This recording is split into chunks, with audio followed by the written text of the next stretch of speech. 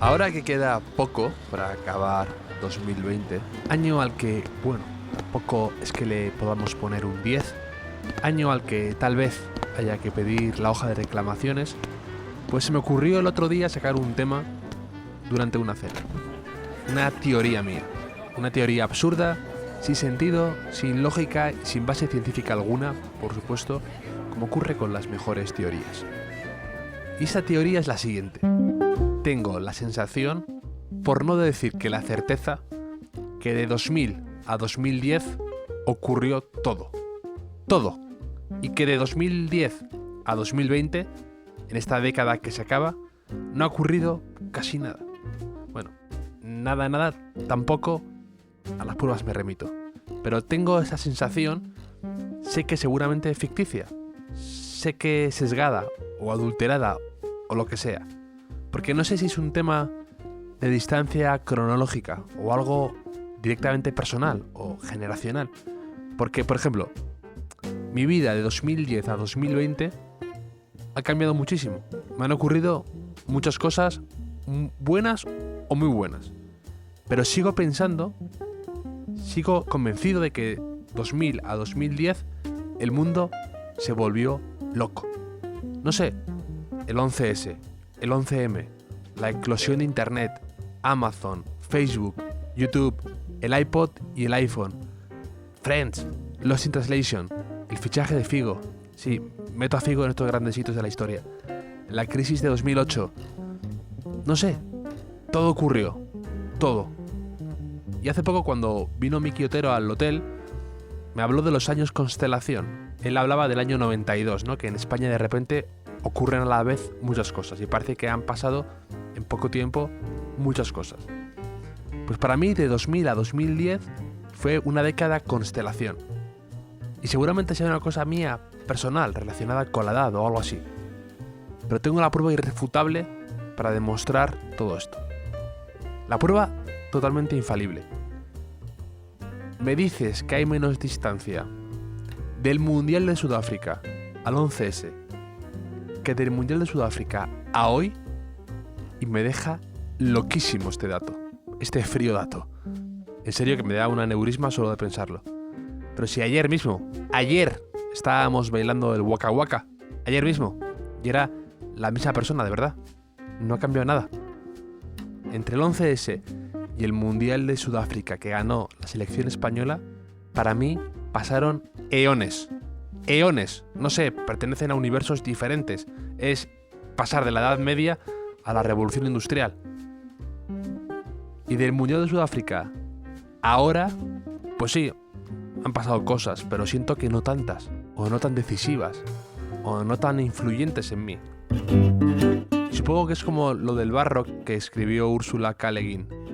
Hay una época en la que todo te deja más huella porque estás fresco y eres impresionable como el barro.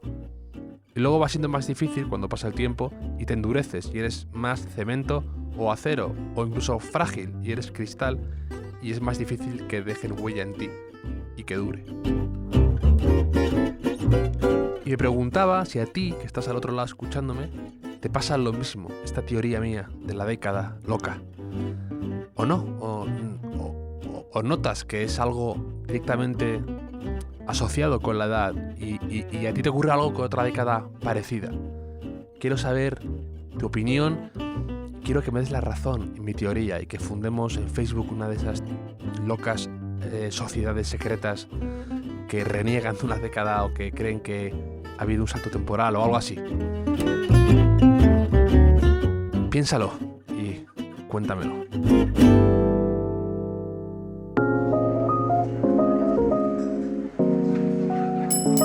Bienvenidos al Hotel Jorge Juan con Javier Aznar, un podcast de Vanity Fair y Seagrams. Hoy tenemos de invitado a una persona que también sabe mucho de saltos temporales y a la que le gusta reflexionar sobre temas cotidianos de forma extravagante. Estoy hablando de Miguel Ángel Hernández, escritor y profesor de arte contemporáneo en la Universidad de Murcia. Ha sido finalista del Premio Herral de Novela y con él vamos a compartir un Seagrams Tónica mientras charlamos sobre la importancia de la siesta, la conexión que existe entre sueño, creatividad y arte, y sobre un tema del que Miguel Ángel Hernández escribió y del que quería conocer su experiencia, porque me parece un tema duro, interesante y quizá necesario también saber su vivencia. En la Nochebuena de 1995, su mejor amigo asesinó a su propia hermana y se quitó la vida saltando por un barranco. Nadie supo nunca el porqué y Miguel Ángel Hernández dejó atrás esa vida hasta que 20 años después volvió e intentó de alguna forma reconstruir ese pasado. De alguna forma quería entender por qué había ocurrido lo que había ocurrido y también de una forma de reconciliarse con esa vida que él había dejado atrás. Todo lo que escribe uno siempre tiene repercusiones y en este caso las ha tenido y las ha sufrido. Fue un libro duro para él escribir, evidentemente, y quería entender esa complicada convivencia que a veces hay entre escritor y persona. Así que, sin más dilación, doy paso al invitado de esta semana en el hotel, a Miguel Ángel Hernández, y espero de verdad que la conversación os resulte interesante, que os haga plantearos preguntas incómodas y que compartáis las respuestas a esas preguntas con nosotros al otro lado. ¿Cómo estás, Miguel Ángel? Pues muy bien, encantadísimo de estar en el hotel y dispuesto a todo. Dispuesto a todo lo que surja aquí en el hotel. A lo que surja. Esa es la actitud, me gusta. Y empezamos por un tema que yo creo que es precisamente muy de hotel, ¿no? Que es ese gran tema que es la siesta. Acabas de publicar un libro, un ensayo con cuadernos de anagrama que se llama El don de la siesta. Uh-huh. Y hablas de ella y dices, te gusta la siesta como un regalo, un don, un refugio, una interrupción y un instante leve de felicidad en medio de la tormenta, sobre todo, ¿no?, en estos días. Y quería que me hablaras eso, de por qué te ha dado por escribir sobre la siesta y esa defensa que haces de ella. Bueno, me ha dado sobre todo por dormir, que es el inicio de todo. Yo soy un amateur de la siesta en el sentido de un amante y un practicante constante de esa costumbre. Y empecé a escribir sobre esa costumbre casi sin saber hacia dónde iba, ¿no? Es un libro que se va escribiendo casi como una especie de diario, ¿no? Un poco a la deriva, con una intuición, eso sí es verdad, una intuición de fondo desde el principio, y es que hay algo en esa costumbre y en ese momento en el que cerramos los ojos al mediodía que es, en cierto modo, revolucionario, por decirlo de algún modo, o contrahegemónico, en el sentido en el que planta cara a una manera de entender el mundo en la que en todo momento tenemos que estar produciendo, ¿no? Cuando uno se acuesta a dormir la siesta en mitad del día, parece que contraviene esa lógica de la productividad, y eso me parecía muy atractivo, ¿no? Entonces, dedicarle un ensayo que yo no sabía hacia dónde iba a ir, a esa idea de parar el tiempo y hacer algo que no sirva para nada en esta sociedad en la que todo sirve, me parecía un buen comienzo. Ya no sabía cómo iba a acabarlo, ¿no?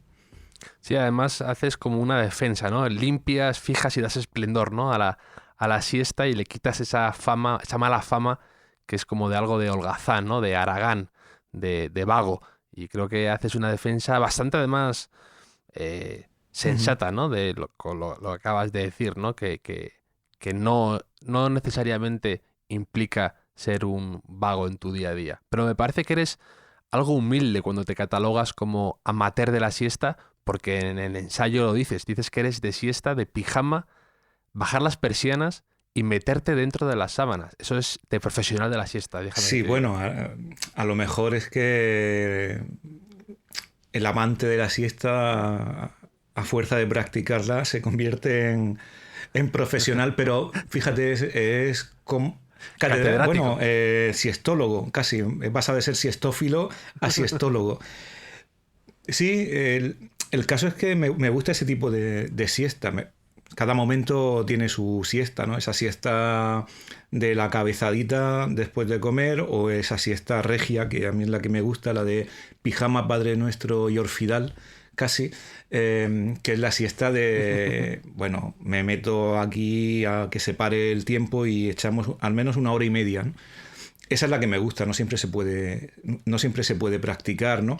Pero sí que inicié un poco el ensayo con la intención también de quitarle esa mala fama por un lado, pero por otro de reivindicar esa mala fama de alguna manera, y me explico. Porque en los últimos años hay como toda una tendencia dentro de la industria del bienestar, del higienismo del sueño, del neoliberalismo, de integrar la siesta precisamente en las lógicas productivas, ¿no? Introducir pods de siesta o lugares para dormir la siesta en las empresas en Silicon Valley, por ejemplo, ¿no? Hablar de la siesta como bienestar, como un imperativo del bienestar, ¿no? Hay que dormir la siesta igual que hay que beber 3 litros de agua o comer 3 piezas de fruta, ¿no? Como que te obligan a hacerlo porque es sano, ¿no? E incluso como la siesta como algo ya incluso cool, vendible, ¿no? Si se le puede poner una etiqueta, pues se puede vender, ¿no? Y hacemos napping y lo tagueamos en Instagram y ya no somos holgazanes, sino que estamos haciendo una especie de cosa que tiene que ver con el postureo, ¿no? Y eso tampoco me interesaba, ¿no?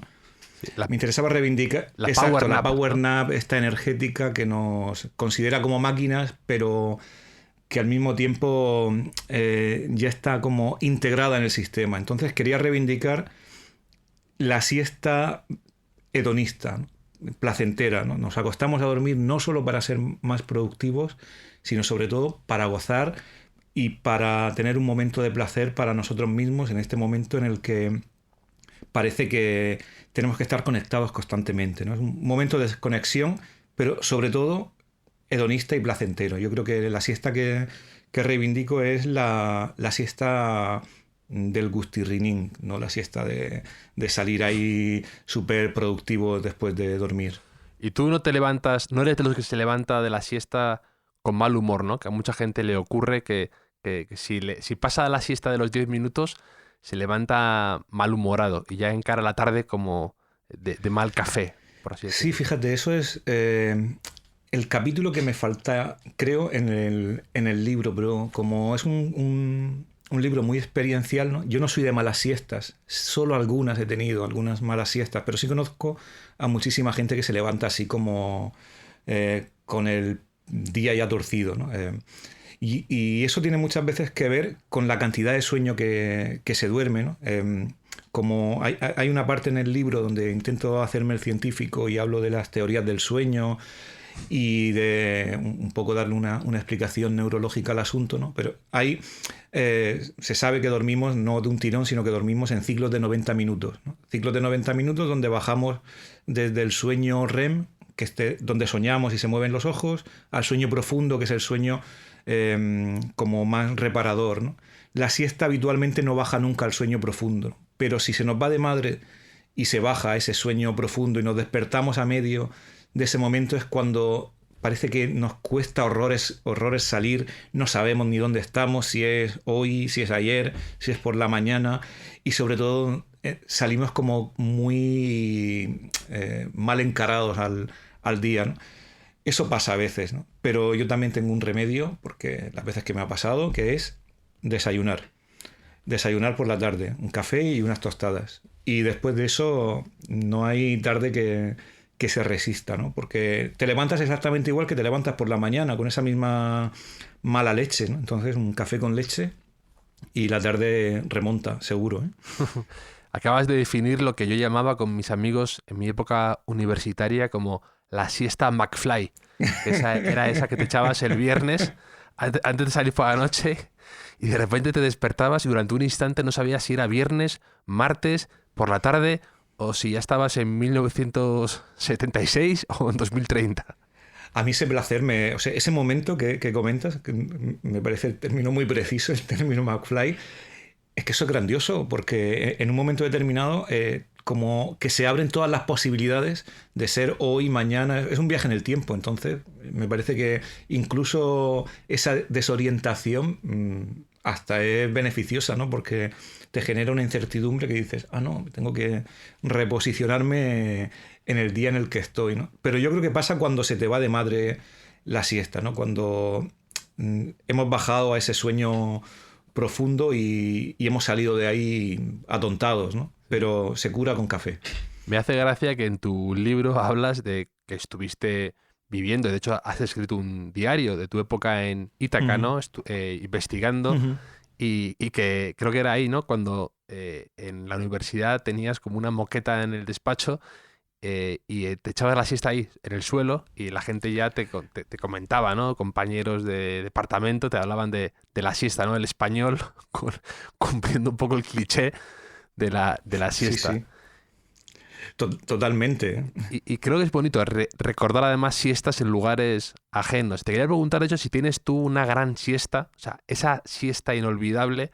No sé si tú has visto alguna vez Friends, ¿no? Pero en Friends hay un capítulo en el que Joey y Chandler, creo que se echan una siesta a la vez juntos, uno apoyado en el otro, y se despiertan y se han dado cuenta que es la mejor siesta de sus vidas, ¿no? Entonces tratan de replicar esa siesta más veces como a escondidas.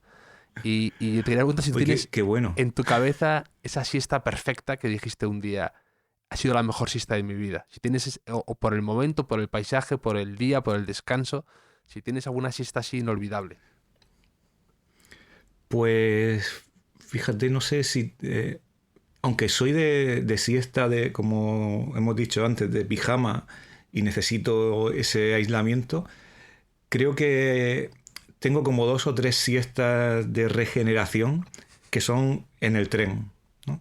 Siempre que voy a Madrid se me va la noche de madre, y la vuelta en el Talgo, que dura años, el Talgo Madrid-Murcia, acabo con muchas veces mi compañero de escritura y de salidas nocturnas también, Leonardo Cano, acabamos los dos haciendo siestas que duran pues lo que dura el viaje, que son 4 horas, casi siestas de 4 horas, y cuando llegamos a Murcia ya hemos hecho como un bucle, una arruga en el espacio-tiempo, y el día ha empezado, ¿no? Sí, sí. Y es como que sales del tren a veces destrozados cuando nos hemos tirado al tren, y salimos, y la pregunta siempre es, esta noche se sale, ¿no? Porque como que ha sido reparadora totalmente, ¿no? Y esas son como las siestas que me gustan, ¿no? Las de, vale, empieza el día completamente, ¿no? Pero seguro que hay muchas siestas de estas que si me pongo a hacer memoria, ¿no? Al final vas resignificando los lugares en los que has estado por las siestas que has dormido, ¿no? Las siestas en casa de la suegra, las siestas en casa del amigo, las siestas en el despacho de la universidad, ¿no? Y al final sí que vas configurando como una especie de memoria de los sitios en los que has estado y has sido feliz porque has podido dormir la siesta, ¿no? Yo creo que si un sitio te permite dormir la siesta es que está cerca del hogar, ¿no? Aunque sea un tanatorio. Sí, sí, sí. Pero yo creo que lo que es... te queda poco a ti, yo creo, para ir al tren con esa almohadilla como cervical que ya lleva la gente profesional al avión o al tren. Esa almohadilla como que se coge por aquí y te coge el cuello. El día que empieces a llevar ya eso, te habrás convertido ya... Habrás dejado de ser el amateur de la siesta para ser el profesional del Madrid-Murcia en Talgo de las siestas. Bueno, llevo ahora una que me compré para un viaje a China, que la vi en estos anuncios que te saltan de Instagram o de donde sea, que es como con forma de calabaza, que metes la cabeza dentro y es una como es la una batamanta. Sí, pues batamanta también me compré para las siestas. La recomiendo. Es que, luego no se puede salir profesional. de ahí. Sí. Que a veces te subestimo. Claro, yo me compro pues todo el herramientaje para hacerlo como Dios manda, ¿no?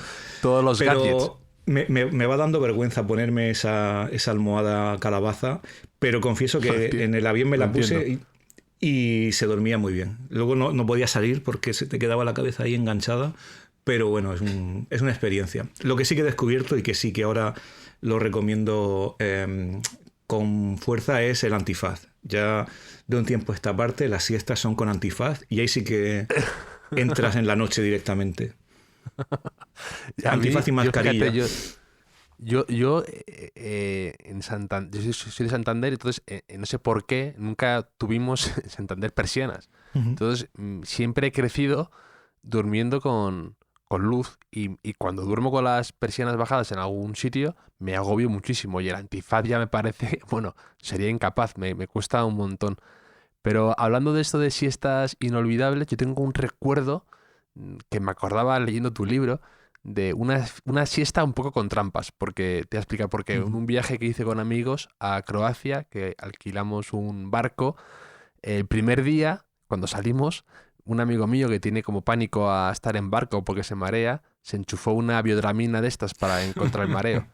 Y yo que no me mareo en barco, no sé por qué, le dije que me diera una, por si acaso, por más vale prevenir que curar.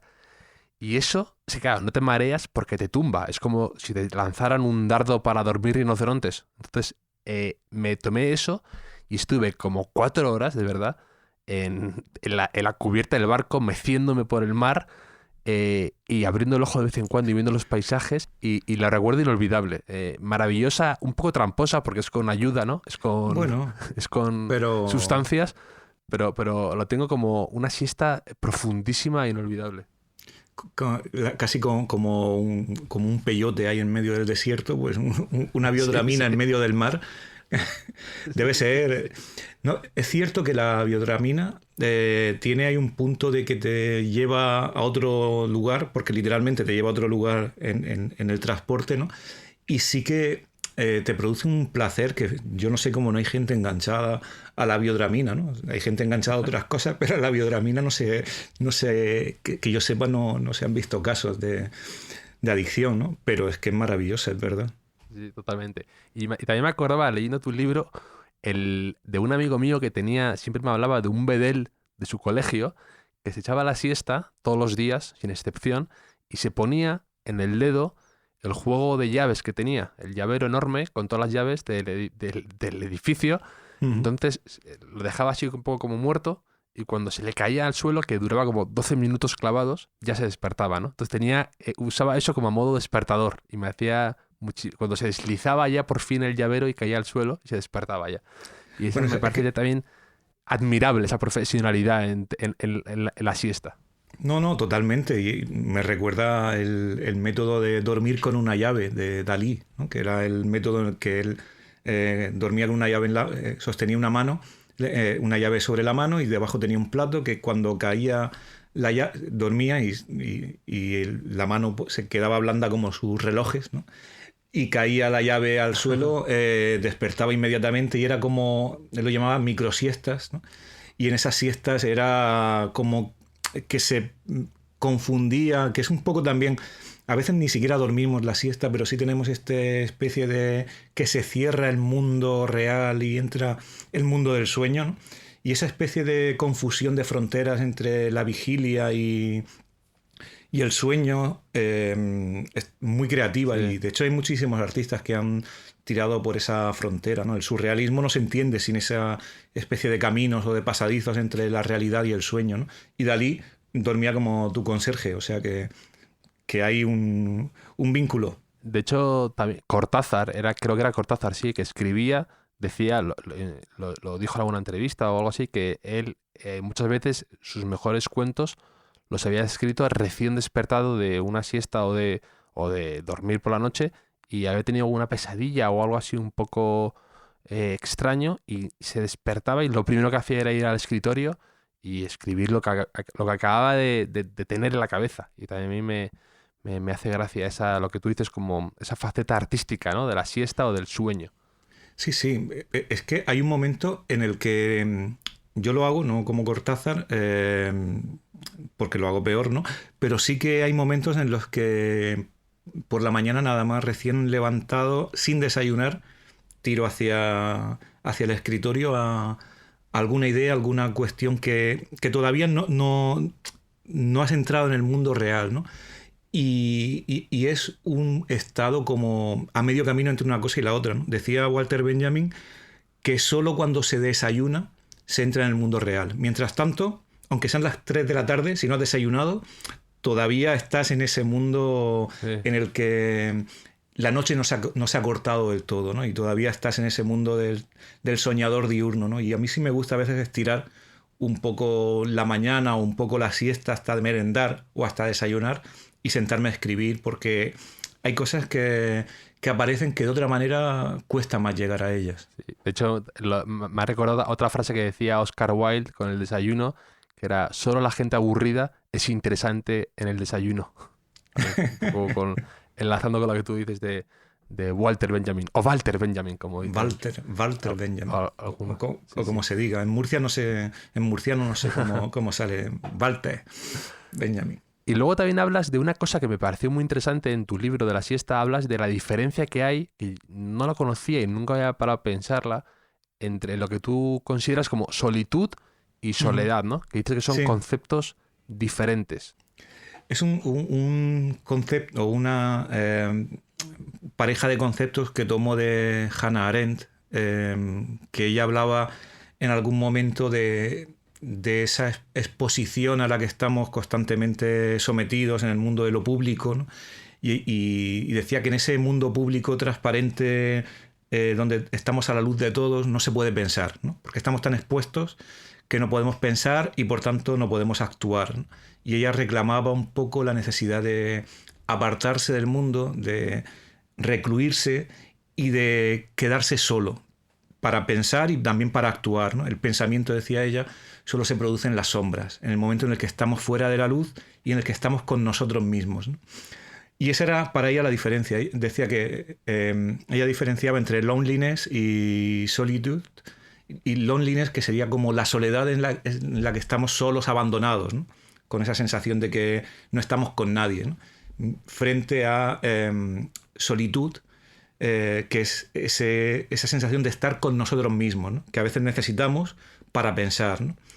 Yo creo que tiene que ver básicamente con que en una te sientes abandonado y en la otra te sientes como en conexión con el mundo a través de ti mismo, de la compañía con uno mismo, ¿no?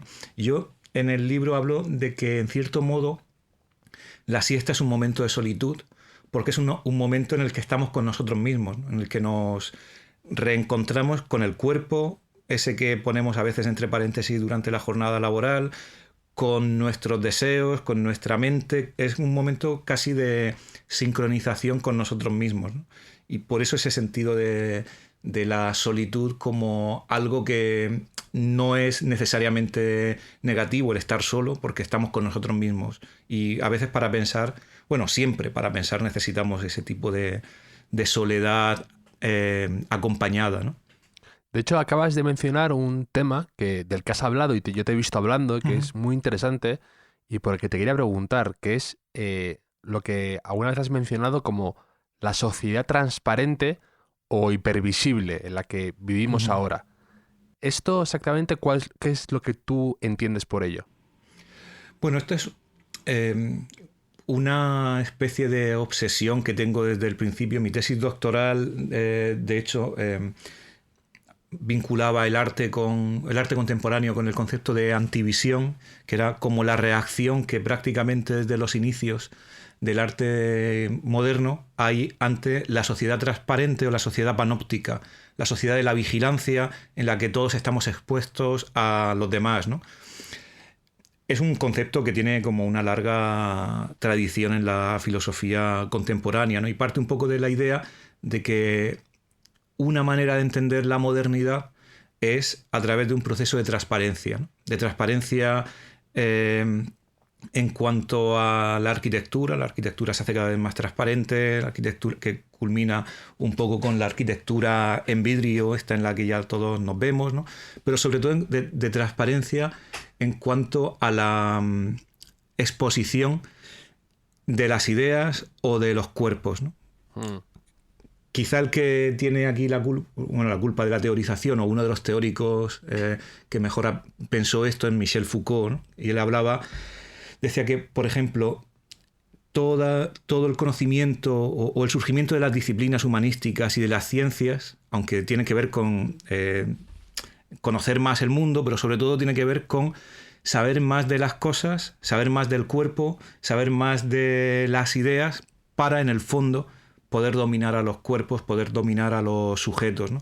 Detrás del discurso de la medicina, ese discurso que abre los cuerpos, que va conociendo cómo es el interior con las tecnologías de la imagen, los rayos X, los microscopios, vamos como abriendo el mundo, ¿no? El mundo que estaba cerrado acaba siendo un mundo transparente. Incluso las prisiones, ¿no? Pasan del modelo de mazmorra, donde el preso estaba oculto, al modelo de panóptico, donde el preso está a la luz de todos, vigilado por la torre central, ¿no? Es un modelo donde la vigilancia, la transparencia, el saber qué es lo que hay en el interior, es la clave para que el sistema funcione, ¿no? De alguna manera, esa idea de la modernidad como un proceso de transparencia llega a su culminación en la actualidad, ¿no? Donde ya sabemos, o el sistema sabe, nuestros números de cuenta, nuestros números, nuestra dirección, nuestros gustos, nuestros deseos, ¿no? Es un modelo de exposición continua, ¿no? Donde toda nuestra intimidad está expuesta en las redes sociales, Claro. en nuestra manera de entender al otro, en los reality shows. Al final se trata de la idea de que ya no quedan secretos, ¿no? De que todo puede ser visto, sabido, dicho, interpretado, ¿no? Ya no hay espacios para la oscuridad, precisamente, ¿no? Y es un proceso largo, ¿no? Y que en nuestros días ha llegado a un nivel tremendo con, pues, esa exposición que tenemos en las redes sociales, ¿no? Donde ya no quedan deseos que el capitalismo no sepa, ¿no? Ya nos enseñan las cosas que queramos antes que nosotros las queramos, ¿no? Los algoritmos ya saben más que nosotros mismos, o saben nuestros deseos ocultos, ¿no? Es como que ya no hay nada fuera del gran ojo, que ya no es el ojo de Dios, de una sociedad teocéntrica, sino que es el ojo del Big Data, ¿no? El ojo de Google, el ojo del sistema, ¿no? Entonces, a mí eso me interesa muchísimo porque, bueno, estamos en barrena hacia una sociedad ya no transparente, sino hiper mega transparente, ¿no? Donde ya no hay ni un solo resquicio a la intimidad. Sí, sí, es tremendo. Lo pensaba hace poco, estos días como un poco de confinamiento, que todo el mundo ya está compartiendo con naturalidad sus propias casas, por ejemplo, que era impensable. Gente famosa incluso. Conozco a los hijos y a los perros de gente que realmente no he conocido nunca en persona. Comparten todo el día lo que están haciendo. Hay veces que uno se ve ya hasta la radio, o sea, ni lo critico, o sea, ni me parece bien ni me parece mal. Simplemente es la constatación de esta situación que vivimos todos ya como en casas de cristal, ¿no? Y me parece muy interesante y desconcertante a la vez. No, tremendamente interesante porque es una transformación en el modo en el que percibimos las casas de los demás, pero tremendamente inquietante porque precisamente se está anulando el espacio que quedaba, si quedaba algo, que era el espacio de lo doméstico, ¿no? Porque ese espacio, sobre todo, aunque viene de antes, ¿no? Pero lo que ha pasado después del confinamiento ha sido ya brutal, ¿no? Como decías, hemos visto las casas de todos, ¿no? La casa se ha convertido en un espacio público. La casa ya no es solo una casa, sino que es un plató de televisión, es un gimnasio, es un lugar donde cocinamos, es el lugar en el que con los amigos nos tomamos las copas en el Zoom, es un lugar público. Entonces, yo cuando empecé, de hecho, a escribir el ensayo sobre la siesta, o cuando estaba retocándolo para publicarlo y comienza el confinamiento, dije, madre mía, ahora cómo me pongo yo a escribir sobre la siesta, ¿no? Con la que está cayendo, pero rápidamente me di cuenta de que en el fondo estaba escribiendo sobre un espacio que iba a comenzar a perderse, que era el espacio doméstico íntimo, como algo propio, ¿no? Porque lo que pasó fue que de un plumazo nuestras casas se convirtieron en algo a la vista de todos y las casas de los demás, ¿no? Y fíjate que eso es algo como muy extraño porque, pues eso, la casa es el sitio donde nos resguardamos, donde tenemos nuestras miserias, donde tenemos nuestra basura en las esquinas. Las casas de los demás siempre huelen mal. De hecho, no sé si...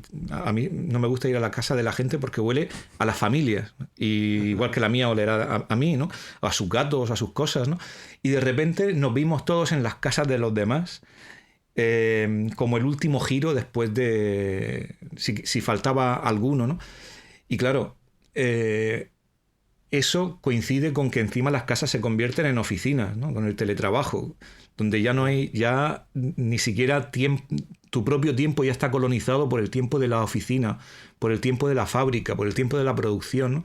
Y en ese espacio donde lo enseñas todo y donde el tiempo de la fábrica y de la producción se ha metido en tu domesticidad, mientras estás haciendo un café o vas al baño, estás sufriendo porque no estás trabajando, me parecía que la siesta era como la última frontera, ¿no? Me encierro aquí no pasa el tiempo, esto no se lo enseño a nadie, bajo las persianas, apago el móvil y sobre todo desconecto, ¿no? Estábamos conectados, demasiado conectados, a pesar de estar confinados, ¿no? Y la siesta nos desconectaba por lo menos un ratito, ¿no? Yo de esto que mencionas, de cómo compartimos nuestra propia casa, ya se ha convertido en eso, en un plató de televisión, escribí hace poco en el AS una columna en la que reflexionaba un poco sobre esto, porque me parecía un cambio de paradigma tremendo el hecho de que los futbolistas compartieran su casa y que mostraran su casa abiertamente, que siempre ha sido como esa especie de Sancta Sanctorum, ¿no? Donde se refugiaban después de estar expuestos ante millones de personas y ante los pitidos de un estadio o lo que fuera, se refugiaban siempre en su casa, que era como la embajada, ¿no? Ahí lo que ocurría entre esas paredes estaban a salvo con su familia y ese ha sido como el concepto de refugio. Uh-huh. Y ahora lo abren como si fuera un plato de televisión, hacen vídeos, hacen no sé qué, y sí que me da mucho que pensar eso. Además, ha sido un cambio en poquísimo tiempo. Sí, totalmente. Y es un poco el show de Truman. Sí, bueno, te iba a decir que es algo que se produce con el confinamiento, pero que viene de atrás, ¿no? Y que, bueno, es que se ha espectacularizado la vida privada de los futbolistas, de los deportistas, hasta el punto de convertirlos en objetos de series, ¿no? Constantemente en Amazon Prime nos vemos documentales ya de gente que ya es que ni conoces, casi, de futbolistas que digo, bueno, ¿de dónde juega? Pero ya entramos al vestuario, ¿no? Con Michael Jordan o con la serie sobre el Tottenham o la serie sobre el City. Entramos a lugares donde jamás se había entrado. Entramos a la casa de Sergio Ramos, a su intimidad, de una manera que está en el límite, y este es otro melón para abrir, ¿no? Que es en el límite de la obscenidad, ¿no? De aquello que siempre ha estado fuera de la escena y ahora está dentro, ahora es aquello que queremos ver, ¿no? Y que a veces dices, ostras, estamos ya entrando en un límite de lo perverso, ¿no? Del show de Truman, ¿no? Que es donde estamos bordeando, o lo que estamos bordeando constantemente, ¿no? Ese no saber ya qué hay dentro y qué hay fuera de la pantalla, ¿no? Qué es lo pertinente y qué es lo obsceno, aquello que se queda fuera, ¿no?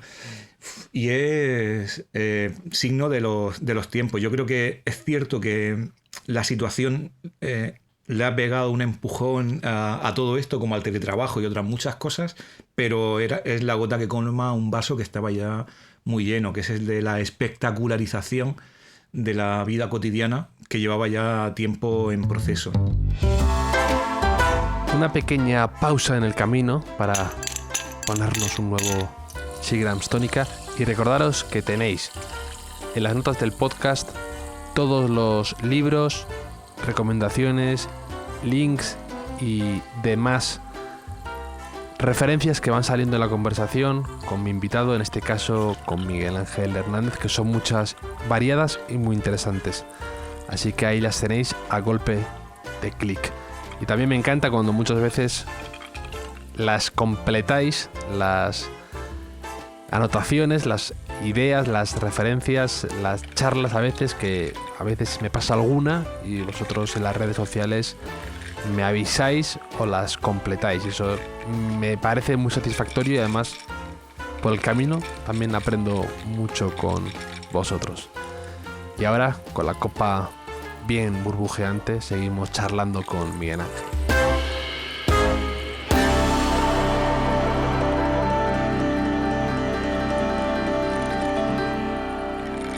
Aparte de escribir, también eres profesor de Historia del Arte en la Universidad de Murcia, ¿no? Y te quería preguntar por un tema del que has escrito, o sea, 2 temas del que has escrito mucho, ¿no? Y te quería preguntar por esa unión que hay entre ellos, que es el dolor y el arte. Y mi pregunta es si un gran dolor es requisito para conseguir gran arte, ¿no? Porque lo pensaba, no sé por qué, leyéndote cosas, pues me ponía a reflexionar en el dolor y en el arte y echaba la vista atrás y decía, Paul Klee tenía esclerodermia, ¿no? Que es una enfermedad rara. Frida Kahlo tuvo un accidente de tráfico, la pierna mal y tuvo un montón de dolores. Rothko, depresión. San Francis, tuberculosis renal. Modigliani, otros 1000 problemas de salud. Y tú, que eres un experto en el tema, en el arte y también en el dolor de alguna forma, que has escrito mucho sobre ello, te quería preguntar si alguna vez estás para pensar en esto, ¿no? En el dolor y en el arte a la vez, y si los grandes artistas siempre van un poco asociados de alguna manera con el dolor. Es que dan pocas ganas de ser artista con la lista que has puesto, la verdad. No, pero es cierto que siempre se dice la frase de las desgracias del mundo o las desgracias del cuerpo son las alegrías del arte, ¿no? Que hay como una tradición de un arte presidido por el dolor, por la desgracia, por el trauma, por la injusticia. Es cierto, ¿no? Pero no es más... o sea, no hay más dolor en el arte que en cualquier otro lugar, ¿no? Simplemente que a esas personas que tienen ese dolor, ¿no? Aparte son artistas, ¿no? Y ese dolor es una fuente fundamental de expresión, de creatividad, porque es la manera en la que estos artistas de algún modo se enfrentan a lo que ha sucedido, ¿no? El arte es una, decía Louise Bourgeois, la escultora, ¿no? El arte es una garantía de salud, en el sentido en el que el arte es una manera de sobreponerse a ese dolor, no de sobreponerse, de mediar con ese dolor, ¿no? De que ese dolor no te rompa, ¿no? El dolor físico, pero también el dolor psíquico, ¿no? El dolor de la pérdida, el dolor de la injusticia, el dolor de la incomprensión, ¿no? Es una fuente tremenda de inspiración, ¿no? Pero como también lo es, o lo son las alegrías del mundo, ¿no? Decía Freud que el arte surge de 2 cuestiones esenciales desde el principio, que es el anhelo por aquello que no se tiene, ¿no? El deseo, el amor, la vida, o el lamento por aquello que se ha perdido, ¿no? Que es el duelo, ¿no? Al final, gran parte de las formas de arte, desde Altamira hasta nuestros días, son cosas que enfatizan el deseo, que enfatizan la admiración, el amor, la vida, la perpetuación de lo que tenemos, y cosas que tienen que ver con la memoria del pasado, el lamento, la injusticia, el duelo, ¿no? Y entre esas 2 cosas está todo el arte o se forman al final todas las maneras en las cuales los sujetos se comunican a través del arte, ¿no? Pero yo creo que no hay nada especial, nada propiamente artístico en el dolor, ¿no? Todos sufrimos, pero hay personas que tienen el don de convertir ese sufrimiento en algo comunicable, ¿no? El dolor es algo que por lo general nos elimina la comunicación, ¿no? La forma esencial del dolor es el grito, que el grito es aquello que rompe el lenguaje, aquello que no puede ser comunicado, ¿no? Los artistas son aquellos que convierten el grito en una forma de comunicación, ¿no? Que le dan un sentido que alguien puede entender, puede experimentar o puede ser incluso testigo, ¿no? Entonces, creo que en realidad el dolor es una forma, una experiencia humana, y que algunos individuos, artistas, le dan forma a ese dolor, pero no es algo propio del arte, sino algo propio del sujeto. Lo que pasa es que, claro, hay una tradición, pero bueno, también hay una tradición de panaderos sufrientes que hacen su trabajo y se lo cuentan al cliente, o de churreros, o de barberos que te cuentan sus penurias, ¿no? Pero es cierto que el artista le da una forma en la cual eso que te cuenta, eso que te muestra, o eso que te hace visible, ¿no? Tú también lo experimentas, ¿no? Yo creo que esa sí que es la clave de lo que hacen los artistas con el dolor, que no es solo mostrarlo, sino hacer que tú también lo sientas, hacer que tú seas testigo y que tú experimentes algo de eso que, por supuesto, es incomunicable, ¿no? Y que nadie puede saber exactamente cómo se siente esa persona por dentro, ¿no? Pero sí, como la punta del iceberg, ¿no? Sí tocar algo de ese dolor, ¿no? Y hablando de dolor y comunicarlo y también de algún modo con el arte, pues te quería preguntar por un libro que sacaste hace poco, hace un par de años, que es excepcional, la verdad, que se llama El dolor de los demás. Y en El dolor de los demás parte de de un suceso que es demoledor, que arranca la contraportada, dice así: en la Nochebuena de 1995, el mejor amigo de Miguel Ángel Hernández, tú, asesinó a su hermana y se quitó la vida saltando por un barranco. Ocurrió en un pequeño caserío de la Huerta de Murcia y nadie supo nunca el por qué. Entonces me parece, bueno, escribir sobre esto que te ocurrió a ti, siendo tu mejor amigo esta persona que mató a su hermana, me parece demoledor, como te digo. Bueno, es demoledor, sí. La verdad es que ese fue un libro que me costó muchísimo trabajo escribir, no solo durante el proceso de la escritura, sino durante el proceso de decidirme a si podía o no podía escribirlo, ¿no? Yo creo que hay historias que uno no sabe a veces si contar o cómo contarlas, y esta es una de ellas, ¿no? El dolor de los demás es mi tercera novela, pero yo creo que esa historia estaba desde el principio como que quería ser contada, pero no me atrevía, ¿no? Me atrevía porque, bueno, empiezo a escribirla 20 años después de que ocurre eso, ¿no? Antes había intentado hacerlo, pero estaba demasiado cerca de lo que sucedió, entonces necesitaba como una distancia, como una distancia mayor para afrontar ese trauma, ¿no? Pero es que aparte tampoco sabía cómo hacerlo como escritor, ¿no? Era un evento tan cercano y tan traumático que no tenía las herramientas para acercarme a cómo contarlo, no sabía exactamente qué forma tendría, ¿no? Y yo creo que cuando empecé a escribirlo, casi acercándome a los 40, como mi tercera novela, ya llevaba algo de manejo de las herramientas de la escritura, de haber aprendido más o menos cómo contar una historia.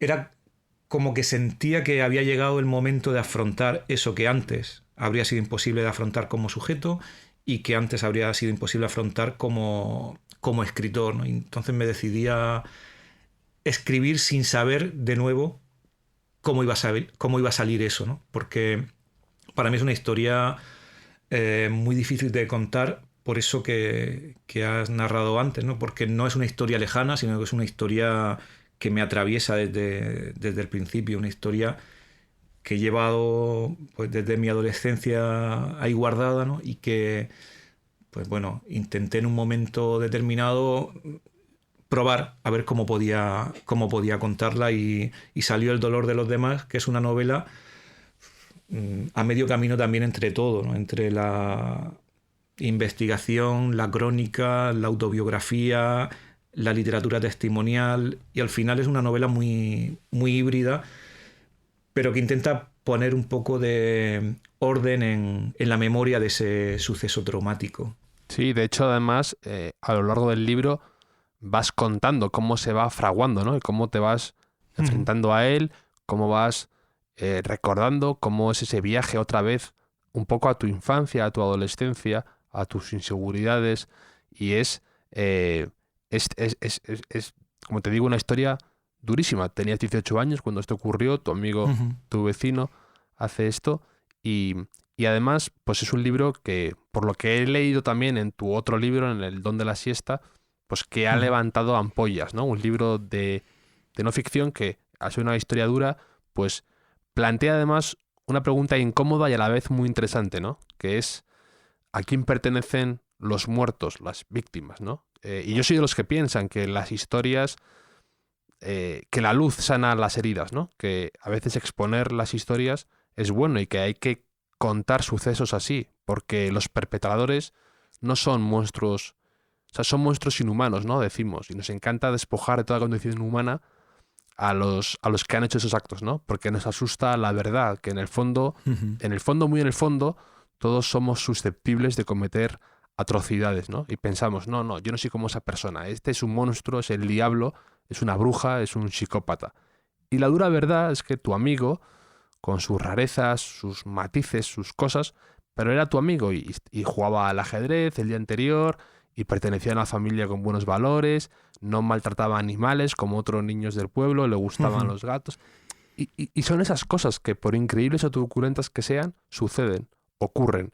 Y a veces hay que publicar estos libros, estas historias, para que las demás las conozcamos, ¿no? Para incluso prevenir, para saber cómo actúa la policía, la justicia, el periodismo. Son casos prácticos de la vida y no puedes sepultarlos, esconderlos. Tu experiencia como amigo es importante, aunque tuvieras 18 años. O sea, todos aprendemos de cómo sobrellevar estas historias, ¿no? Y aunque sea duro para la familia de la víctima, hace un servicio social esto. Siempre y cuando sea sin sensacionalismo, sin morbo, sin buscar la polémica gratuita, pues con rigor y verdad, que es lo que hay en tu libro, ¿no? Y eso es el interés legítimo, ¿no? Que hablas en tu libro en un momento dado, ¿no? Que es el interés legítimo en contar una historia y en compartirla. Es eso, es legítimo y a veces hay que hacerlo. Claro, para mí era muy complicado porque yo me debatía desde el principio entre la necesidad de escribir, de contar y de indagar en el pasado, pero también entre la responsabilidad de hacerlo de la mejor manera posible sin hacer más sangre de la necesaria, pero también un poco estaba ahí presente la culpa o el miedo ante cómo ese libro iba a afectar a las personas que aparecían en él, especialmente a la familia de mi amigo, que hubiese preferido, claro está, que esto quedase para siempre sepultado, ¿no? Y yo era consciente de eso desde el principio y de hecho en la novela hay una tensión ética en todo momento entre hasta dónde puedo contar, hasta dónde puedo llegar, ¿no? Otro escritor probablemente hubiera ido un poco más, otro se habría quedado antes, ¿no? Pero yo decidí encontrar o tratar de encontrar el punto medio justo entre contar y callar, ¿no? Hay cosas que tienen que ser contadas, pero sin espectacularizar eso que se está contando, ¿no? Sin victimizar más a la víctima, sin convertirlo en algo morboso, ¿no? Y eso me hacía que cuando pues estaba escribiendo la novela estaba en todo momento como en tensión para que eso que podía explotar en cualquier momento no se fuese de madre, ¿no? Para que la historia nunca se fuese al sensacionalismo, nunca se fuese al exhibicionismo, nunca se quedase tampoco demasiado corta como para no decir nada, ¿no? Trataba en todo momento de encontrar el punto justo, ¿no? El punto justo en el que esas historias que habitualmente leemos en los periódicos o vemos en las noticias, ¿no? Pues no solo van de víctimas y homicidas, sino que van de personas reales que tienen su historia, que tienen sus padres, que tienen su pasado, que tienen sus vecinos y que tienen su amigo. En este caso yo, que soy el que cuenta la historia, ¿no? Y ahí está la pregunta que comentabas tú, que es una pregunta central del libro y que todavía uno no tiene solucionada del todo, ¿no? Es a quién pertenecen las historias de los demás y qué legitimidad tenemos para contarlas o para hablarles o para transmitirlas, ¿no? Yo cuando empiezo a contar la historia cuento la historia de mi amigo, ¿no? Y pienso que tengo una cierta legitimidad, ¿no? Porque es esa historia que a mí me sucedió, pero que le sucedió a mi mejor amigo, ¿no? Pero claro, me pongo en la mente de la familia y pienso que para ellos es un extraño está contando la historia de mi hijo, la historia de mis hermanos, ¿no? Y pienso que cómo me sentiría yo si un extraño viene a contar la historia de mi mejor amigo, ¿no? Y claro, creo que la literatura tiene, igual que el periodismo, ¿no? Tiene que ser consciente de cuáles son los efectos que causan los textos, que causan los libros. En este caso, que yo era consciente de cómo esto podía afectar. Entonces, Me fastidia que esa familia me haya negado el saludo y que esto haya dolido tanto, por supuesto, pero sabía que podía pasar, ¿no? Yo creo que lo contrario sí que hubiera sido ingenuo, ¿no? El hecho de decir, bueno, yo no he querido hacer daño con esta novela, evidentemente no he querido hacer daño y he querido hacer justicia en cierto modo, pero a veces uno tiene una intención y lo que hacen los libros o lo que hacen las palabras es algo diferente, sobre todo a quien lo recibe, ¿no? Estamos llenos de momentos de estos en los que uno dice algo, pero ese algo hiere al otro, ¿no? Aunque uno no haya querido herir, ¿no? Y tiene que ser consciente de que en ocasiones pues, las cosas ofenden y no que no pase nada, sino que, bueno, que es así, ¿no? No todo lo que se dice tiene que gustar a todo el mundo y todo tiene que ser perfecto y todo y sin ningún tipo de daño, ¿no? Las palabras hieren. Igual que sanan, también hieren, ¿no? Yo he intentado escribir un libro para sanar, pero también soy consciente de que en algunos casos pues no es el origen del dolor, pero sí he hecho daño, porque es como escarbar en una herida que tú no has producido, pero que estaba ya ahí, ¿no? Entonces he intentado no escarbar demasiado, sino lo justo para no hacer más herida de la que estaba, ¿no? Ya. De hecho, en el Don de la Siesta hablas de que el año pasado, creo que fue, en el Día de los Difuntos, ibas siempre, ¿no?, a ver a tus padres que están en el cementerio en Murcia, ¿no? Y que ya el año pasado decidiste no ir porque, bueno, pues este libro, El dolor de los demás, había levantado ciertas, pues eso, ampollas y decidiste no ir. Y justo que ha sido esta semana el Día de los Difuntos, te quería preguntar si ya has vuelto ahí o sigue habiendo esa especie de cuidado que me parece interesante, ¿no? Como escritor, a veces cómo traspasa el libro en tu vida real y crea estas situaciones tensas de no poder ir tú en el Día de los Difuntos a ver a tus padres, que me parece, pues ese compromiso que a veces tienen los escritores con su obra, ¿no? Que va más allá de todo. Pues sí, es cierto. Bueno, este año no he ido, pero también porque no nos han dejado o ha sido extraño el año del cementerio con el coronavirus, pero me lo estaba planteando, ¿no? Porque es como un momento incómodo encontrarme de frente con la familia y tengo que encontrarme con ellos porque el camino hacia el panteón de mi familia pasa por el panteón de mi amigo y de su hermana.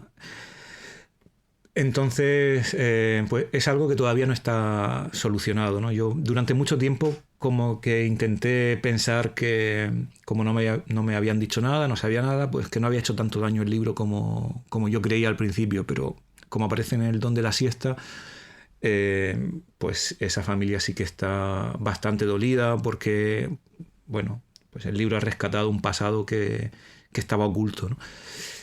Entonces, la clave aquí está en ser como consecuente con lo que has escrito, ¿no? Dice, bueno, esto lo he hecho. No sé si algún día hablaremos, si algún día se solucionará esto, pero es muy probable que no. Estoy convencido de que si leyesen el libro verían que se ha tratado de la mejor manera o de la manera más justa, ¿no? Que al final es el libro de un amigo sobre el pasado, que es un libro que intenta poner más luz que sombra, ¿no? Sacar un poco esa herida e intentar sanarla, hacerla que sane, ¿no? Sí, pero además, también soy consciente... Y has cambiado los nombres de las víctimas, sí, claro. de la víctima y de tu amigo, que de hecho entonces hace que nadie sepa quiénes son. O sea, yo acabo el libro y no sé realmente de quién me has hablado, sino me interesa la historia, cómo la cuentas tú y lo que sucede alrededor de toda esta situación, ¿no? Claro, es que en el fondo tampoco interesa tanto el hecho concreto, ¿Quién es quién? lo anecdótico, quién es quién, ¿no? De hecho, algunos amigos me dijeron, bueno, pues quítate este come que tienes en la cabeza, se quitaría si pues pones la historia en la Albufera de Valencia, lo cambias todo, ¿no? tampoco me interesaba eso, ¿no? Pero es verdad que lo que hablas tú de la huerta de Murcia, que yo no he estado, que yo he estado una vez en mi vida, pero cómo tú lo que has vivido, esa experiencia tuya de tu infancia, de lo que hay alrededor, de casi el olor transmites, de el miedo que te daba a veces salir al huerto por la noche, ¿no? Todas esas cosas, sí. Eso solo puedes hacer si has vivido ahí. Entonces sería perder una grandísima parte del libro, que también es eso, lo que tú dices, es autobiográfico y de tú contar tu historia, desde tu infancia en Murcia y tus cuentas pendientes contigo mismo y con la gente de ahí, de tu familia, de todo eso, que hablas mucho de eso también. Claro, es que la historia, o sea, la huerta es un personaje central de esa historia. Y la historia, aunque, pues bueno, el inicio es ese crimen trágico, es la sensación de culpa o de incomodidad de no saber cómo recordar a tu mejor amigo que ha hecho eso tan terrible, que lo has perdido porque se ha suicidado, pero aparte has perdido la posibilidad de recordarlo como tu amigo porque en un momento determinado ha hecho algo tan terrible, ¿no?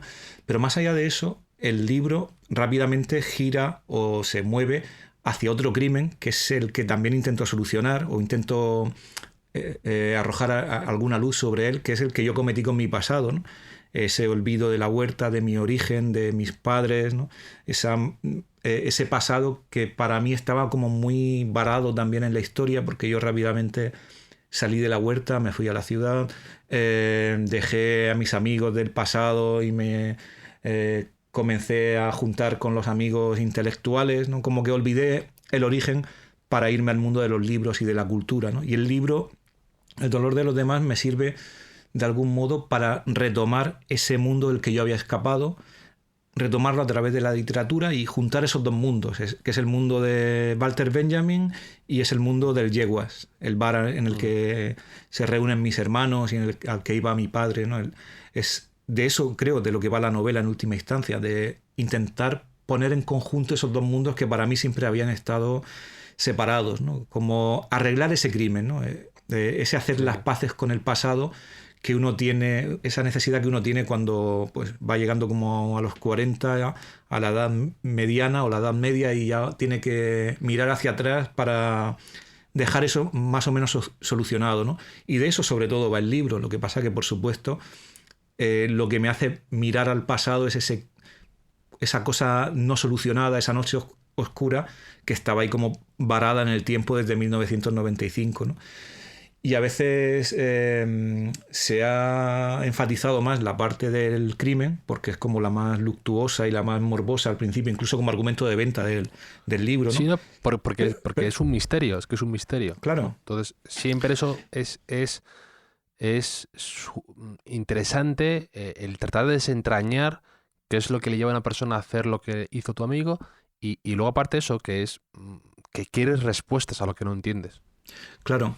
Lo que pasa es que yo empiezo con el libro comienza como para responder a eso, ¿no? ¿Qué pasó esa noche? ¿Por qué?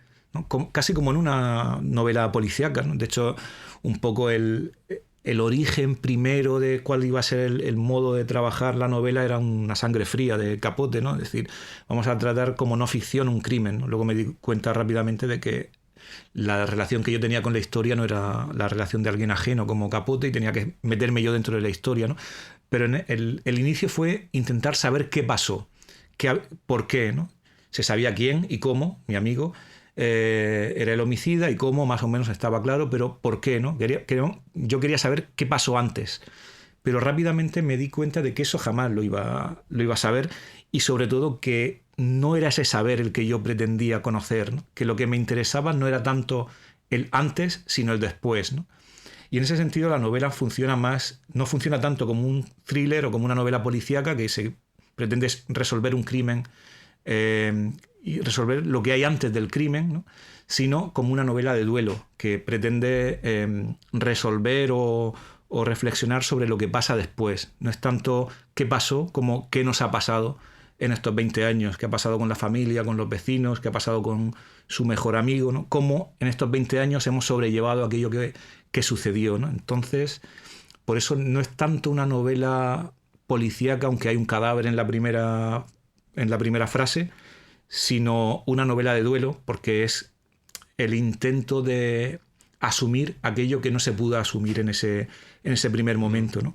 Sí. Y entonces es lo único que realmente se soluciona, ¿no? Se hace la labor de duelo, pero no se puede dar respuestas sobre qué ocurrió esa noche, porque realmente no las hay, y sobre todo, conforme voy escribiendo el libro, no quiero buscarlas, ¿no? Hay momentos en el que el escritor ya deja de estar interesado por qué pasó esa noche, porque se da cuenta de que quizá no sea tan importante, o quizá lo realmente importante, lo trascendente, el origen de la historia, o lo que movía en un principio la historia, era saber qué nos ha pasado, ¿no? Y eso creo que sí que queda solucionado, no tanto qué pasó esa noche, pero sí que el qué nos ha pasado estos 20 años. Sí, además, como todos los libros que son interesantes, plantea preguntas indirectas que te hace, como lector, te hace pensar, ¿no? En cosas que no están directamente relacionadas con él, pero que están de algún modo ideas vigentes, ¿no? Entonces, cuando lo estaba leyendo, yo también pensaba, cuando antes hemos hablado, ¿no?, de a quién pertenecen las historias, a quién pertenecen, que es así un poco duro decirlo, pero los muertos, las víctimas, ¿no?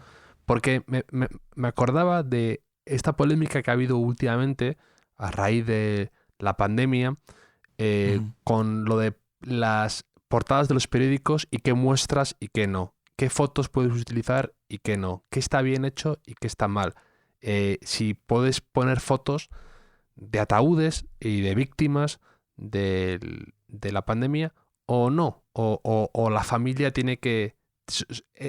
es una afrenta a la familia, ¿no? Entonces sí que ha habido en redes sociales mucho debate en torno a esto, ¿no? Y me parece muy interesante. Yo soy partidario, como te digo antes, de mostrar las cosas, siempre y cuando lo hagas bien. Si muestras una foto y de esas duras o impactantes y la rodeas de mensajes y titulares malignos, digamos un poco sesgados o dirigidos, por supuesto que es asqueroso y repugnante, pero yo sí que creo que mostrar las cosas tal y como han ocurrido, sin querer hacer sensacionalismo, pero sí que creo que mostrar lo que ha pasado y no esconderlo también es una muestra de respeto, y es muy interesante todo esto. ¿Tú qué opinas al respecto? Pues es un problema que a mí me ha también obsesionado desde tiempo, porque hay una parte de la reflexión en el mundo del arte, por ejemplo, que trata o que gira en torno a eso, ¿no? A cómo mostrar la injusticia, cómo, de qué manera no victimizar más a la víctima, ¿no? Y cuando ocurrió, por ejemplo, me parece que fue la portada del Mundo, o sí, exacto. Que fue lo que saltó un poco el debate, o lo que hizo saltar el debate, ¿no? Volvía a darle vueltas a algo que está también en la novela, ¿no? Nunca se muestra el rostro de la víctima, que aparece en la imagen de portada, aparece como tamizado por una silueta amarilla, ¿no? Porque creo que hay momentos en los que se puede mostrar y otros momentos en los que mostrar es victimizar aún más. Entonces la pregunta, y creo que tú has dado en la clave, ¿no? La pregunta no es mostrar o no mostrar, sino cómo mostrar, de qué manera se muestran las imágenes, en qué contexto se muestran las imágenes. Una imagen no vale más que 1000 palabras, por mucho que nos digan, ¿no? Una imagen no vale nada sin las palabras, sin el pie de foto. Decía Walter Benjamin que el pie de foto es el significado, lo que da el significado y la potencia de la imagen. Entonces, ¿en qué contexto se muestran las palabras, las imágenes, con qué palabras, rodeadas con qué palabras? Eso es lo que hace que una imagen funcione o no, porque al final también es para qué sirve, ¿no? Para espectacularizar, para concienciar, para hacernos conscientes de la catástrofe, para manipular, ¿no? La clave está, creo yo, en encontrar el contexto preciso en el que esas imágenes funcionan. Es decir, en que esas imágenes no hacen más daño del necesario, en el que esas imágenes miden su posibilidad incluso de ser espectacularizadas, ¿no? En el que esas imágenes sirven para algo, ¿no? Yo creo que que, por ejemplo, el modo en el que esas imágenes aparecen en el titular del mundo, en el mundo, es morboso y espectacular. Es decir, está media por debajo un discurso claro de mirar la magnitud de la catástrofe, pero no con la intención de usar esa imagen para algo concreto, ¿no? Entonces, hay que tener muchísimo cuidado con el modo en el que las imágenes nos afectan también, ¿no? Yo creo que la clave está en medir exactamente el contexto de las imágenes. Por ejemplo, en el telediario, ¿no? Aparecen esas imágenes en la misma secuencia que aparece luego después pues la casa de Cristiano o un cocinero vasco que ha hecho una esferificación de guisante, ¿no? Y lo dice la señora que da las noticias o el señor que da las noticias con la misma sonrisa. Son imágenes intercambiables, ¿no? Que pertenecen a la misma secuencia de noticias espectacularizadas sin entrar demasiado a la complejidad que tiene esas imágenes, ¿no? Esa es un poco la clave del libro de Susan Sontag que inspira el título de la novela, ¿no? El dolor de los demás, que es ante el dolor de los demás. Estoy de acuerdo con lo que dices, pero al mismo tiempo, por ejemplo, sí que creo que se puede compatibilizar. De hecho, mira, nosotros mismos aquí en el podcast hemos estado hablando de algo como la siesta, que puede ser considerado como banal casi, ¿no? Pero una cosa cotidiana con la historia de tu amigo y su hermana, Claro. ¿no? Y no por ello estoy frivolizando una cosa con la otra. Creo que se puede hablar de todo en la vida y creo que no hace falta ponerte solemne, ¿no? O siempre y cuando lo hagas con respeto, como creo que se está haciendo en esta conversación, ¿no? Entonces sí que creo que puedes hablar de una cosa como la pandemia y luego mezclarlo dentro de un rato con la casa de Ronaldo o lo que haga en deportes, en sociedad o lo que sea. Sí. Y sin que ello se pervierta. Sí. Sí, estoy completamente de acuerdo. Evidentemente, no son los temas, sino la secuencia, el montaje y el modo en el que se cuentan, ¿no? Sí, de acuerdo. Es al final... esto lo decía Susan Sontag Ante el dolor de los demás, ¿no? Que decía, ¿por qué no nos duelen las tragedias ajenas, ¿no? Ante el dolor de los demás es el libro que ella escribe después del atentado de las Torres Gemelas y de la reacción que en la sociedad norteamericana había tenido ese atentado. Y ella se pregunta, ¿por qué estos muertos duelen y no duelen los muertos de los bombardeos que están fuera de nuestro país, ¿no? Es que hay unos muertos que no duelen más que otros, ¿no? Claro, y ella dice, bueno, es que hay un dolor que nos es ajeno y otro dolor que nos es propio porque podríamos haber sido nosotros, ¿no? ¿Cómo hacemos para que ese dolor que es ajeno nos duela, ¿no? ¿Cómo hacemos para que aquello que no tiene sentido porque está lejos nos duela? Y ella habla de la empatía, de sentirlos como prójimos, ¿no? De sentir el dolor de los demás a través de nuestro dolor propio. Y para eso, ella dice, la única posibilidad es acercar las historias, crear el contexto para que esa historia signifique, ¿no? Para que esa historia sea una historia compleja y no solo sea una imagen. Y yo creo que ahí está un poco la clave, ¿no? En que las imágenes solas, la potencia de esas imágenes pueden llegar a ser, como he dicho antes, sin las palabras que las recubran, sin todo el discurso alrededor que minimice el impacto de esas imágenes, pueden ser tremendas, ¿no? Entonces, pues es un problema también, te digo, que creo que es muy difícil tener una posición de sí o no. Yo me levanto a veces con una postura y otras con otra, ¿no? Creo que hay que medirlo en cada caso. ¿Hay que mostrar o no mostrar, ¿no? Exacto, en cada foto. Pues no lo sé. Depende, a lo mejor, los ataúdes, ¿hay que mostrarlos? Bueno, me parece que no estaría en contra, ¿no? Hay que mostrar la gente moribunda. También fue desgraciadamente polémico, ¿no? El ocultar las víctimas de los atentados de Barcelona, no sé si recuerdan, ¿no? También se montó en Twitter una grande con que algunos periódicos habían sacado cuerpos desmembrados al principio, ¿no? Porque realmente dices, ¿para qué sirve victimizar más a la víctima, denigrar más los cuerpos, ¿no? Es un problema que creo que es de ética periodística, casi, ¿no? Y creo que lo realmente importante es, por lo menos, planteárselo. Planteárselo en el sentido de, tenemos aquí una bomba de relojería que son estas imágenes, o que son estas declaraciones, o que es esta información.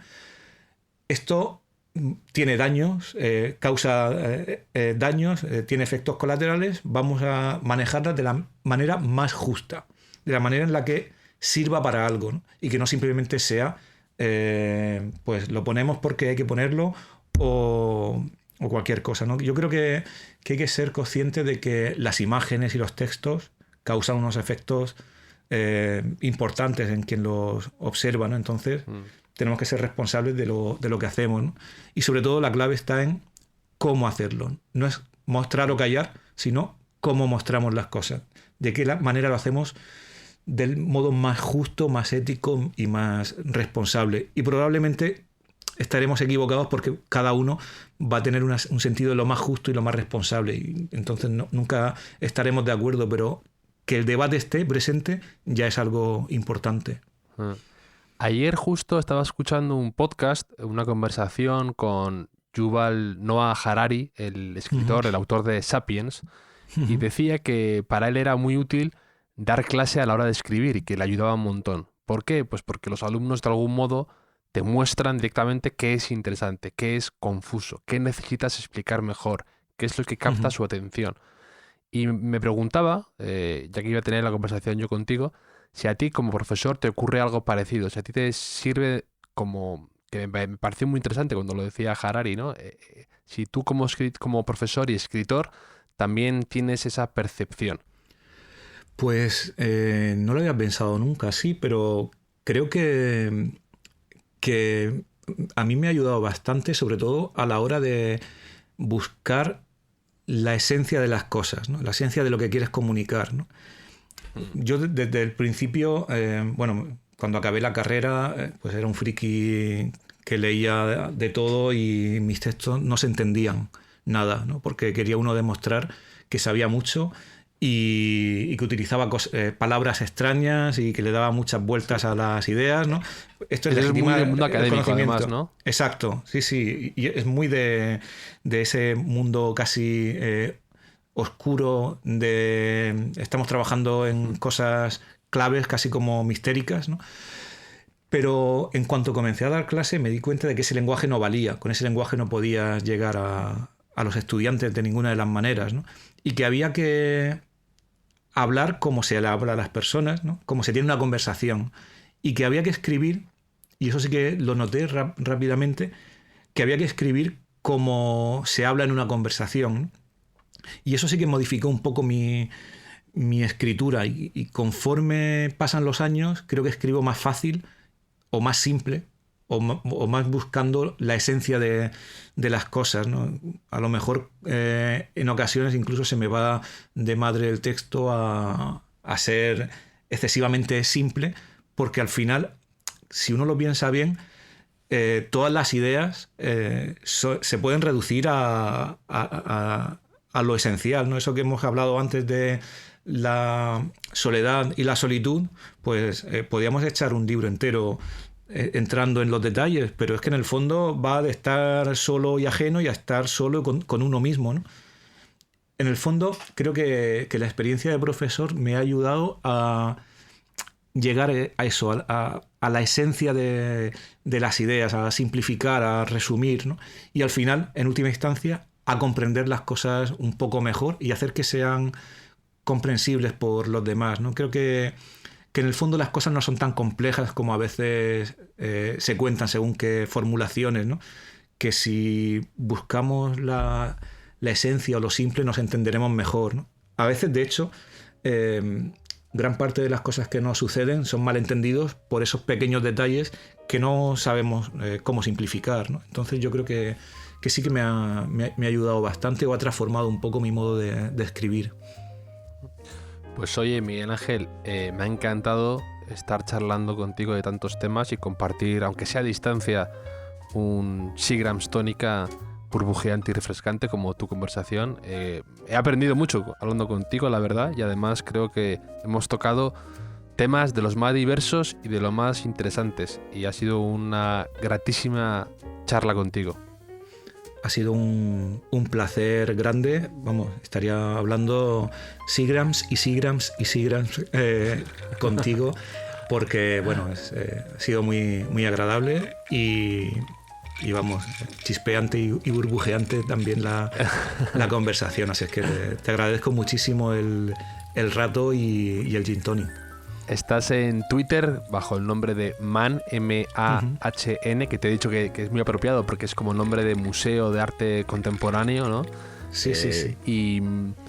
Y acabas de publicar el Don de la Siesta con anagrama, y también hemos hablado del dolor de los demás, que recomiendo a todo el mundo que se pase por una librería, que en estos días hay que apoyarlas, y que si quiere profundizar en estas historias, que ahí te pueden encontrar en varios estantes y además bien visible. Te he visto en alguna librería bien visible, eso siempre es bueno y lo celebramos aquí.